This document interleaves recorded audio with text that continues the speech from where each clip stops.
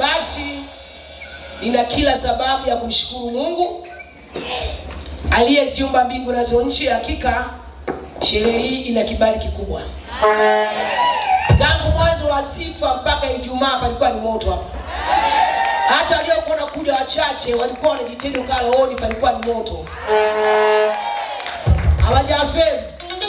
Hawakufeli, japo walikuwa wachache, lakini sifa ilikuwa inapigwa, utukufu unashuka, nguvu inashuka kwa kwenda mbele. Atukuze baba yetu. Basi nina kila sababu ya kumshukuru Mungu, muumba wa mbingu na nchi, Alfa na Omega, kwa neema yake ya upendeleo. Amenikirimia neema mwanae, lakini pia namshukuru kwa mvua kubwa. Hii mvua ilionekana kwenye maono, namshukuru Mungu ametimiza. Atukuze Mfalme Zumaridi. Ilionekana katika ulimwengu wa roho. Atukuze Mfalme. Sio ya shetani, ilionekana ya Mungu. Ayule Mfalme Zumaridi. Na imetimia, tumeiona kama Mungu alivyosema. Hivyo tuna kila sababu ya kumtukuza Mfalme Zumaridi, maana amekuwa kitamka jambo analitimiza katika macho yetu. Atukuzwe baba yetu, Mungu wetu chini ya jua. Basi naomba uniazime sikio lako vizuri kabisa. Tunaenda kuliendea zoezi kubwa kwa heshima kubwa ya Mungu aliyeziumba mbingu na nchi. Ninaomba sasa utulivu wa rohoni. Kile ambacho Mungu amekusudia kwa siku ya leo basi katimie. Tuko mwisho wa mwaka. Hii sherehe imebeba shukrani ya mwisho wa mwaka. Apewe sifa Mfalme. Lazima tuseme kiini cha sherehe hii. Ni sherehe iliyobeba shukrani ndani ya mwisho wa mwaka huu.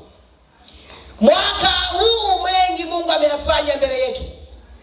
Kafanya mengi wala huwezi kuyahesabu. Ya kiroho hata ya kimwili pia. Ametutendea mengi ndani ya mwaka huu hayahesabiki. Ndani ya mwaka huu amekomboa kiti cha utawala. Ndani ya mwaka huu amerudisha hazina yake katika mikono yake. Ndani ya mwaka huu ameteremsha mwanga unaokwenda kuiangazia dunia. Ndani ya mwaka huu amemshusha Zumaridi aliyekuwa akiishi mbinguni, Zumaridi wa mbinguni, pacha wake na Zumaridi. Ndani ya mwaka huu, ndani ya mwaka huu ameshusha roho 7 zikakaa ndani ya mtoto mdogo. Kwanza zilikaa ndani ya mtumishi wa Mungu Mama Mariamu, zikarudi kukaa kwa mtoto mdogo, zikisubiria kutoka na zikaingia kwa dadi.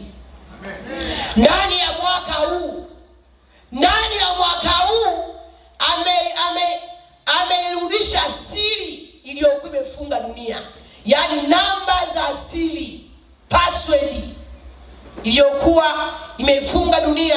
Shetani akitaka kufanya jambo lolote ile alikuwa na namba zake alizokuwa akibonyeza tu, ile password inafunguka tena anafanya jambo lake. Lakini ndani ya mwaka wa Mungu ameirejesha namba yake iliyokuwa imefutwa, iliyokuwa imefukiwa, kisha ikaja namba ya shetani juu ya Mungu ikafukiwa. Na ndio maana matendo ya shetani yalienea duniani, kwa sababu password ya Mungu ilifunikwa. Kisha shetani akatengeneza password yake kwa habari ya kuifungua dunia na kuchafua. Huu ni mwaka huu. Hayo yanasema ndani ya mwaka huu Mungu ametukirimia, ameshusha madhabahu yake ya katika ufalme, kaiteremsha duniani ili kusudi ikatende kazi, ikakomboe dunia na dunia ikapate kuwa huru.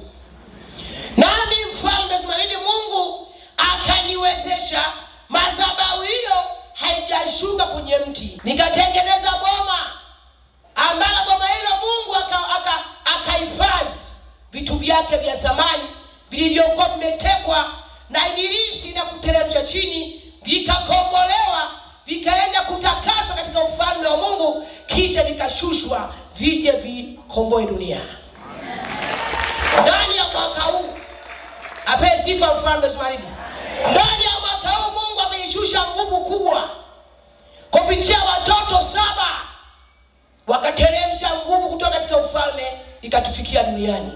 Ndani ya mwaka huu, ndani ya mwaka tulipokea fimbo, tukapokea vazi, tukapokea kofia kwa habari ya kuyachunga mataifa.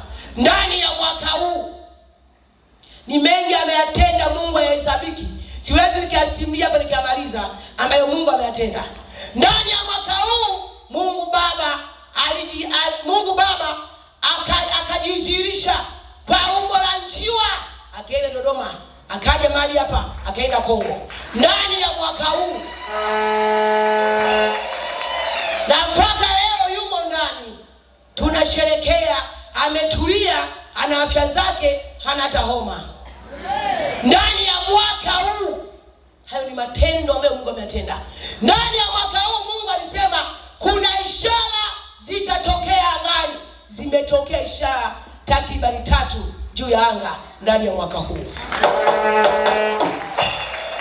Apewe sifa Mfalme Ismaili.